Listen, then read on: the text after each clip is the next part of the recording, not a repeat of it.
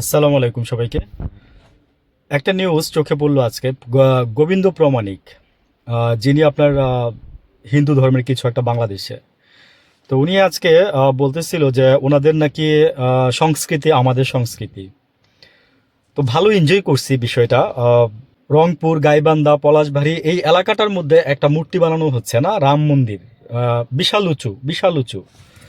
তো এটা আমার কাছে মনে হচ্ছে কি জানেন, যে এবং বিশেষজ্ঞরাও বলতেছে যে এটা হচ্ছে একটা বীজ বপন করা হচ্ছে ওইখানটায়। ভাই, খেলা তো আমরা দেখছি, মানে আগের জেনারেশন, ওই যে যারা চুল পেকে গেছে না, ওদের বুঝায়েন, আমাদেরকে আর বোঝানোটা একটু টাফ, একটু টাফ আমাদের বোঝানো। তো যারা আছে মুরব্বী তারাও বলতেছে, যারা এটা বুঝে, তো বীজ বপন করা হইতেছে ওইখানে। আর কে বানাচ্ছে জানেন? তার নিজের জায়গাতে সে বানাচ্ছে, সে একজন হিন্দু ব্যক্তি।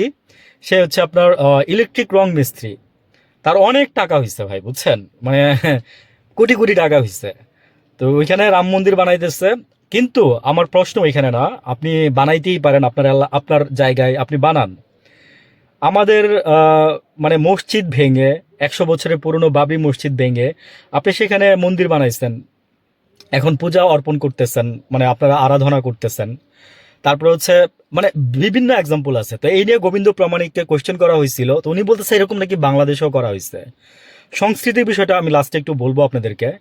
তো উনি বলতেছে যে রাজধানী সুপার মার্কেট ওইটার উপরে মানে মন্দিরের উপরে মসজিদ করা হয়েছে। তো গোবিন্দ প্রমাণিক সাহেব কি জানে না যে এই জায়গাগুলো কিনে নিয়েছিল আপনার এই যে হিন্দুরা? আপনাদের হিন্দুরা 71 সালের পরে বাংলাদেশ মুসলিমদের কাছে, আমার দাদার বাড়িও আমরা হিন্দুদের কাছ থেকে কিনে রাখছি। আমাদের এলাকায় নথিপত্র সব আছে, আমরা কি মিথ্যা রাখছিলাম? তো এই যে রাজধানী সুপার মার্কেটও উনি এই যে জায়গা বিক্রি করে চলে গেছে, ওইটার উপরে আপনারা মন্দিরের উপরে মসজিদ বানাইছে নাকি, মানে অনেক। আমি বললাম না, নেগেটিভ দাঁড়াইলে 100টা বানাইতে পারবেন, কিন্তু মূল কথা হইতেছে যেটা, যে এই টাকা সে কই পাইলো। এবং আমি বলবো কি জানেন, যে আসলে সরকার যে কারে ভয় পেয়া দেশ চালায়, কারে না ভয় পেয়া দেশ চালায়, আমি এটাই বুঝলাম না। আমার একদম একদম সলিড একটা কথা। কারণ আমি বলতেছি এই কারণে যে অনেকে বলবেন যে মানে আসছে বলতে, কিন্তু না, বলতে আসি নাই, এখানে দেখাই দিতে আসছি যে এটা হইতেছে বীজ বপন করতেছেন আপনারা। এই বীজটা আস্তে আস্তে মানে গাছ হবে, ডালপালা হবে। ওইখানে আপনার দেখবেন যে এই জায়গাটা কেন আপনার চাচ্ছে ভারত জানেন? জায়গাটা আপনার চীন এবং চিকেন নেক এই দুইটা অঞ্চলকে যেন তারা তাদের নিয়ন্ত্রণে রাখতে পারে, এজন্য তারা ওই জায়গাটাকে তারা এরকম করতেছে। আমি মিথ্যা কিছু বলি নাই, না জেনে কিছু বলি না।